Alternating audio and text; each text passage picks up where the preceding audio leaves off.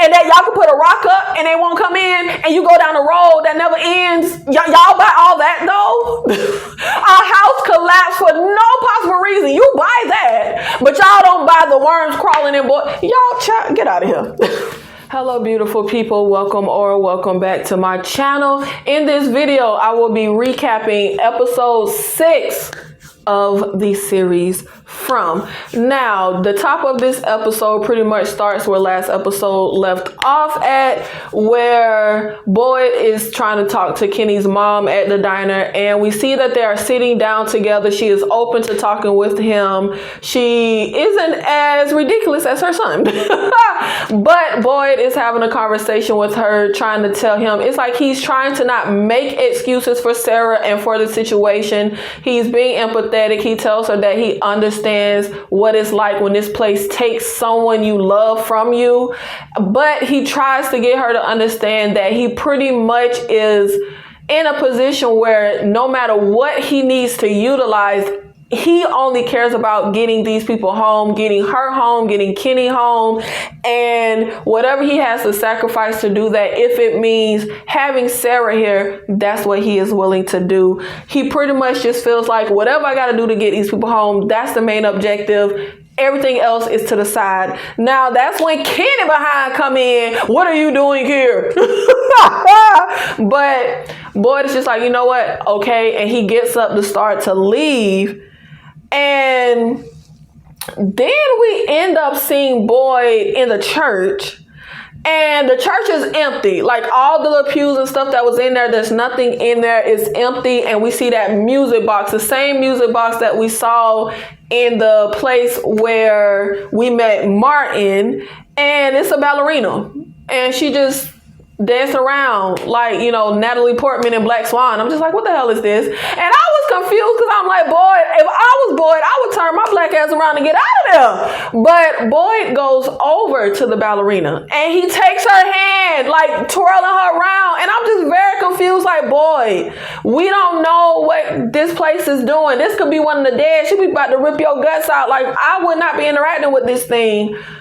And then the ballerina opens her mouth, and it reminded me of Blade 2 when they open their mouth and the little things come out. But with her, I think it was the worms. Maybe it's the worms that's crawling around in him. But Martin told us he comes when the music stops. Something comes when the music stops. Nothing has come. Like, what's with the freaky ballerina? Whatever. But then we realize that this isn't actually real. Boyd has actually like fallen in the diner, and he isn't very steady on his feet. Kenny's mom tells Kenny to take Boyd to Christy. Boyd is like, no, I'm fine. He tried to walk out, but he can't. He's kind of, you know, topsy-turvy. He's not really steady. So Kenny goes on to help him get to Christy, and then we cut to Colony House. Donna and Fatima and Ellis and some other Colony House guy were packing food up and bringing it into town, and the guy's just like, he hoped Donna bring us some stuff back because, you know, she leaving with food. And Fatima and Ellis are worried as well, and Donna's just like, if we stick to rations, everything will be okay. And Fatima wants to know, what do we tell people about food? And Donna is pretty much just like, we don't want people to panic, just tell them we're implementing a new system. Now they cut to Christy at the clinic looking through her girlfriend's bag. Come to find out, she was trying to look for like a hair tie, but she ends up finding a booklet for a treatment facility. And come to find out, she knows that her fiance used to be an addict, but she is supposed to be clean. And she lied and told Christy that she was on a bus headed to her aunt's house, when come to find out, she was headed to rehab. So this is just yet another backstory of people that were leaving, going somewhere, that ended up, because it seems like you're either leaving something, run away from something, and you end up in this town. And Christy wants to know, when did she start using again? Was it because she left? But they end up getting into it because the girlfriend acts like, a typical drug addict. Christy goes to the medicine cabinet, and she's like, supplies are very limited. Like, everything we have is vital. She can't risk any of it going missing. And this is what tripped me out. The fiance is like, don't treat me like a junkie, but you acting like a junkie, turning the tables on Christy just like a drug addict. And girl, you stole morphine. Why should I not be in here trying to panic and hide the dang drugs? You done already stole. I can see if you clean and you ain't stole no drugs and she treating you like you still a junkie. Girl, you done stole drugs. Like, how you mad? Whatever. Now, we end up seeing Kenny outside walking with Boyd, and they talk about noticing the leaves change and fall from the trees, which has never happened before. So presumably they don't have any change of seasons. And we know when a storm came, they don't get storms. They don't get rain. It's just the same weather all the time. Now, Boyd tries to kind of talk to Kenny, but Kenny don't want to hear it. He's like, you know what? You look like you're walking just fine now. I'm about to bounce. But just as Kenny is turning to leave, Boyd ends up having a pain in his arm and hand, when he see those worms. And this is when he finally decides to tell Kenny what happened and that he has these worms in his skin. And this, y'all, I just don't understand this. Kenny just think he crazy. Like, he just think Boyd lose his mind. He don't believe Boyd. He cannot see the worms in Boyd's skin. And Boyd is like, I might not be able to see him right now, but I can feel him. But Kenny just dismissing him. And Boyd is telling him, look, when I was out in the forest, something happened to me. I got worms under my skin. And I just don't understand so bad why everybody seemingly keeps looking for rationale and logic when we are in a supernatural situation. Or I won't say supernatural because we don't know what the situation is. But we are in a unrealistic, crazy situation, but we keep wanting stuff to make sense when we're in a nonsensical situation. I would believe Boy. I might not be able to see him, but bro, you say something happened there. I'm pretty sure this place made something happen. The fact that Kenny just automatically just don't believe him, dismissive, think he losing his mind, I just don't get that in the slightest. But as they are in this situation and we're outside, Boyd sees that music box again. He sees the ballerina again. And he ends up just being like, we need to go. Because at this point, we're nearing dark. So we need to go ahead and get to the clinic. And we see everybody at Colony House. And they're putting chimes on the doors and getting everything secure and ready for nightfall. And Fatima is being weird with Ellis. And she just saying she's fine, but they end up cutting to this Boyd at the clinic, and he also takes his time to tell Christy about Martin and everything that happened, and that once it was over, the place where Martin was disappeared, and he's telling her that these worms are things fed on Martin and would not let him die until he was and that Martin was at a point where he suffered and it was so bad that all he wanted to do was die. And Boyd tells Christy, if it gets to that point, if it gets to where it goes too far, that you gonna kill me, that you'll take care of it, before it goes too far. I don't want to die like Martin did. And again, she don't believe him. I just don't get it. We are in a situation where we have all of this creepy, weird, unexplainable things happen. But then when somebody we know and trust tells us something creepy, weird, unexplainable happened, we're dismissive and we just don't believe them. I can't fathom it. It makes absolutely no sense. We see Kenny and Christy talking to each other, and Kenny's like, did he tell you about the worms? Did you see anything? And Christy's like, no, but he's been through a lot. Again, just dismissing that he don't know what he's talking about. And that's when Kenny starts to say, like, this is how it started with my dad back home. He wasn't acting like himself. He was saying, do things, and we would rationalize it. But Christy does the typical thing people do when you don't even know what's happening yourself. She just try to say, well, it ain't that. It'll be fine. You know, I'm just like, girl, I just don't understand. I would believe Boyd.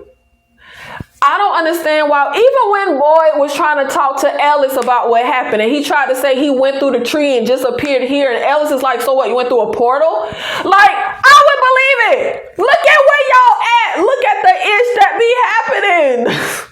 I swear, it just trips me out. I could see if the setting of the show was like the real world, then I would be like, yeah, it would be hard for people to believe that. But the setting of this show being what it is, and folks still not believing that you ran into a man in the woods and he cut himself and put worms in you and the building disappeared. Like, y'all don't believe that? Really? Y'all don't buy that? But you buy the monsters come out at night and that y'all can put a rock up and they won't come in, and you go down a road that never ends. Y'all buy all that though? Our house collapsed for no possible reason. You buy that, but y'all don't buy the worms crawling in. Y'all, get out of here. Like, all the stuff that has happened, and this is hard to believe. Whatever.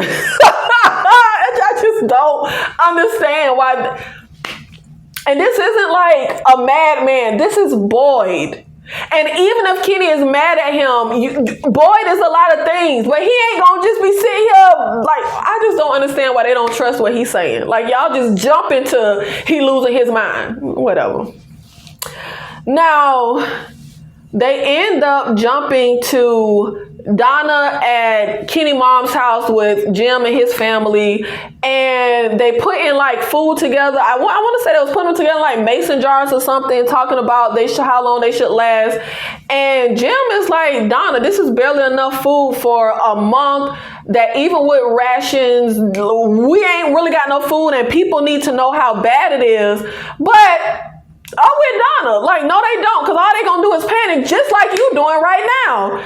And then that's when Jim goes into his whole spiel and theory about this is exactly what they would want. They want to increase, they being the people watching, would want to increase stress levels. But Tabitha is like, Jim, like, why would you do that in front of the kids, bro? They end up jumping back to the clinic, and Boyd is in a room by himself, laying in bed, and he starts to be in pain again, feeling those worms. And it seems like, initially he could see the worms and would just kind of move his arm. Now it's like he's wincing in pain, and the music box shows up again. The ballerina shows up again, but this time she attacks Boyd and she disappears. The fiance comes in, but Boyd is startled when she comes behind him, and he pulls a gun on her, but he puts the gun down. He apologizes, and this was pissing me off as I was watching, because I was just feeling like we need Boyd. Like, without Boyd, everything crumbles. Who gonna be the leader? A capable leader without Boyd here. Like, I love Donna, but we need Boyd. So this was pissing me off, because I was like, I hope this ain't where the show is going. Like, Boyd, we really finna lose Boyd. It was really making me mad. But we end up jumping back to Colony House, and Fatima and Ellis are talking, and he knows something is wrong, even though she says she's fine. But this ain't make no sense to me. Fatima is mad at Ellis for not telling her his dad's secret that he told him. And Ellis is like, my dad told me not to tell nobody. But Fatima is like, I'm not, just anybody. But this kind of irks me. Yes, you're a couple, because she's like, she don't want him hiding stuff from him. But if I'm in a couple with somebody and you don't want me to hide stuff, that should only include hiding my business, not other. Like, if my mama, sister, friend tell me they business and tell me not to say nothing, that ain't the same. I don't know. I feel like that don't apply. Like, this is attorney-client privilege. I can't divulge to you something regarding somebody else. And Fatima ends up saying, Boyd put us all in more danger of bringing Sarah here. No, actually, he didn't. No. No. No. But this whole scene just kind of irked me because I felt like it was a nonsensical reason to be mad at him. Like, you don't have to be happy and over the moon, but to actually be acting weird and you're upset that he didn't tell. You can't put him in a position where essentially he has to choose between you and his dad. Because his dad trusted him and asked him to please not say nothing. So you want him to go against his dad and tell, I don't know. I don't like that. That didn't make any sense to me. Now, and her just saying he made this place less safe, bringing her back. No, he didn't. He is the one responsible for making this place more safe by giving y'all them talisman. But whatever. I don't care about the relationship drama. Whether it's Fatima and Ellis, whether it's Christy and her fiance, I don't care about the relationship drama. Now, they end up hearing a ruckus going on downstairs, and we have this guy, random house guy that we saw earlier when we was packing food up, accusing Elgin and the bus driver of stealing food. And Elgin tries to tell him, I was actually taking food out of my bag and putting it in the pantry. And Elgin a better man than me, because if I pulled up on that bus and I had food and snacks in my bag, now I might share with the people that I'm cultivating relationships with, but I ain't putting that mug up in the cabinet for the whole damn house and all these random folk. But it's just a situation of people panicking. And the guy tries to say, first we had the magic tower that was supposed to lead us home. Does it look like we home? Now we got all these new mouths to feed. We running low on food. And Fatima and Ellis try to, calm it down like, no, it's nothing wrong with the food. But he just saying like he know. And you can foresee what's going to happen because old boy is chopping onions, or he chopping something as they talking. And to me, the logical thing you do in a situation like this, when tempers flaring, people upset, hold on, man, put the knife down. Like, you tell the person to put the knife down, and then y'all will continue talking. You don't argue and stuff with somebody holding a motherfucking knife, whether you think they're going to stab you or not. Tempers are flaring, people are upset, and he rushes over to Elgin and the bus driver trying to kick them out at nighttime with a knife in his hand. Ellis runs over trying to, be in the middle of everything while the man got a knife in his hand. Of course, he stabs Ellis. And he immediately apologized. He ain't mean to, whatever the hell. And you have this guy going off about we can't have people stealing food. We got new people and we have too many mouths to feed, and trying to kick them out at night, essentially trying to kill them. That means you're kicking them out at night. While when we get into this tussle and an argument, why he got a knife in his hand? You already knew what was finna happen with that. And they cut to the clinic, and Boyd is in the basement of the clinic staring at the spot where Kenny's dad died, and he sees dead Father Carter again. Why? Who knows? And I halfway feel like I used to love Father Carter, one of my favorite characters, but how can we trust anything in this place? Just because it looked like Father Carter, sound like Father Carter, we know he dead. I just feel like how we know we could trust anything this thing says, but whatever. Boy talking to Father Carter, and Father Carter is commending him on how the old boy wouldn't have ever shown weakness or asked for help, and how, look, Boyd, you tried, but you don't always get a happy ending. And that's when Kenny walks in as Boyd is talking to the figment of his imagination. And Kenny's just like, who is you talking to? Boyd tried to play it off and say, I was just thinking out loud. Kenny not buying it. So he tells him I was talking to Father Carter. And Kenny pretty much closes the door, refuses to let Boyd leave until he knows that it is safe to, because he feel like Boyd losing his mind. And remember, he's equating it to how his dad was, falling apart. And remember, his dad put him in danger one night about to let the monsters in. And Boyd tells him, you don't believe me, but something happened to me and I'm terrified. Now, we end up cutting back to Colony House, and Fatima tells Ellis, we gonna get you to the clinic. And I'm sitting here like, who gonna get him what? Baby, look. She better than me. Fatima is like, look, this is a good man, Savannah. I'm not about to lose him. And she is willing to risk going out at night. But also, we kind of putting the folks in the house in danger because remember, Donna took the truck. The only thing we have is that van. And remember, that's our escape plan. Remember when the monsters got in that night because the stupid idiot guy with the flowers? If something go wrong, we're supposed to all meet at that van and get the heck up out of Dodge City. But she decides we finna get you out of here. And it does look like a pretty fatal wound. And Elgin ends up coming over to help. And they got lookouts at the window to tell them you see, any monsters. But the van is a distance away. Elgin feel like I can't make it. I can't walk there. Elgin decides he gonna go out, get the van, bring it closer. But this ain't, now I will say, this episode, I said at episode 5, we did not, for me, there hadn't been a good episode this whole season. No episode that I really enjoyed. I actually enjoyed episode 6, and I enjoyed the suspense and the monsters in this.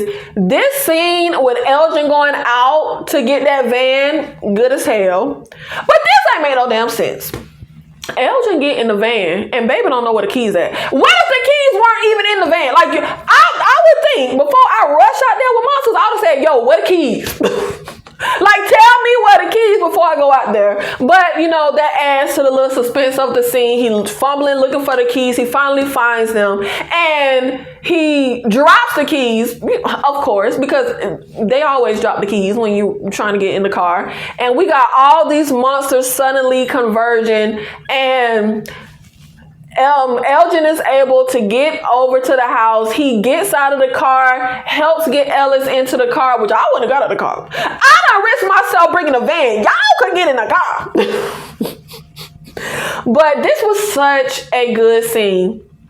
Elgin is trying to get to the clinic. I was mad. Fatima talking about, can you drive faster? Hold on, baby, because we don't need to crash. When you're looking through the windshield, it's like you can't even hardly see clear. And I just kept feeling like something gonna happen. They gonna crash, the truck gonna flip, something. But you also, as they're driving, y'all, I just really like this. This was the most enjoyment I've gotten this whole season. You got Fatima saying, can you drive faster? Which I thought it was stupid. You can barely see. You can hear all the monsters screeching and screaming. This was so good. We end up getting to the clinic, which I was like, baby, why you not blowing the horn so they can go ahead and get to the door? We run up to the door. We banging on the door. We are able to get inside.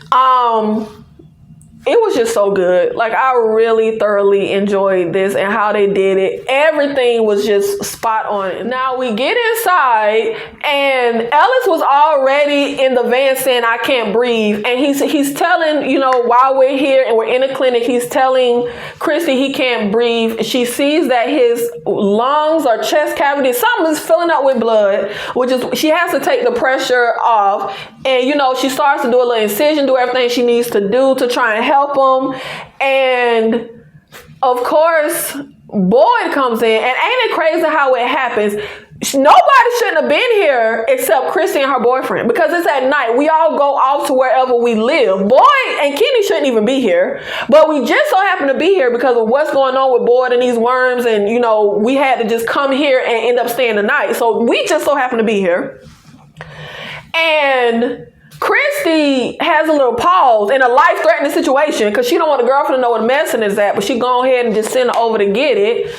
And we are able to get the pressure off of his lungs and he can breathe and everything. But the issue is he lost a lot of blood and his organs will start to fail without a blood transfusion. Now, I was kind of confused on this. Y'all tell me if I got this wrong. Because Ellis is O negative, his dad is too, I'm O negative. I thought you have universal blood when you O negative. So I don't know why only his dad could donate. I thought when you O negative, it don't have to be the blood type because you're universal. Do I have that wrong? But anyway, they need Boyd blood to do the blood transfusion, or Ellis will die. His organs will fail. But Boyd is like, we can't use my blood. I told you, Martin passed something to me. I got these worms in me. What I tell y'all, Fatima is just like, yo, we deal with that later. Just go ahead and give it to him. But Boyd is not doing it. And I'm with Boyd. Yo, why can't he pull a gun on Boyd trying to make him do it? But see, this ain't make no sense. Kenny no longer a deputy. That means he just a citizen of the town. The rule is people not supposed to carry guns. So if Kenny no longer a deputy, why he still got a gun? But whatever. So they trying to get Boyd to do this blood transfusion. Boyd is refusing. And what Boyd is going through and the fate he know happened to Martin, I would be like, well, shoot me. I'm not giving this to my son. Go ahead and kill me. That'll end my misery. Now, Boyd is trying to tell them, whatever is in me is getting stronger. I feel it. Something is wrong. It'll go in him. And he tried to say, look, you know, like the worms, because it started hurting him again. And that's when the fiance sees the worms too, and everybody sees it. Like, finally, you stupid idiots that didn't want to believe him. But then Kenny says, well, give it to me. You said Martin put his wound and blood on your cut and gave it to you. So that means you can pass it to me. Go ahead and do the transfusion. We'll deal with it later. Y'all, okay, Kenny, I'm not mad at you no more, bro. I was upset with Kenny with his whole display with Sarah outside the diner, but I like you again. Like, you stepping up being a leader again. Now, he ends up trying to tell them, like, no, he not Boyd. He not finna give this to Kenny. He has no idea what this will do to him. Like I said, it's getting stronger. And then Boyd is like, we don't know what'll happen if I pass it on to you. But then his voice starts to trail off and he starts to just walk away. And he's like, I got an idea.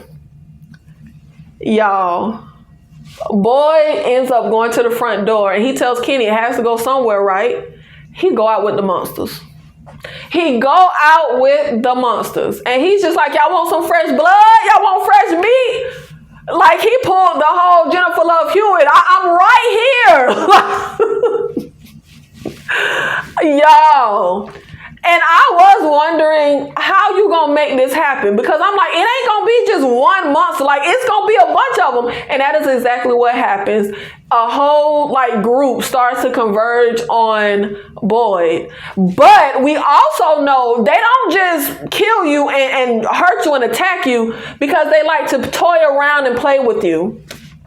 So Boyd go try and he got a knife. He cuts the monster throat. He don't bleed. He just fine. Like, it's not gonna hurt him. And the monster's like, oh, I like this game. Like, yeah, you know, they like to play.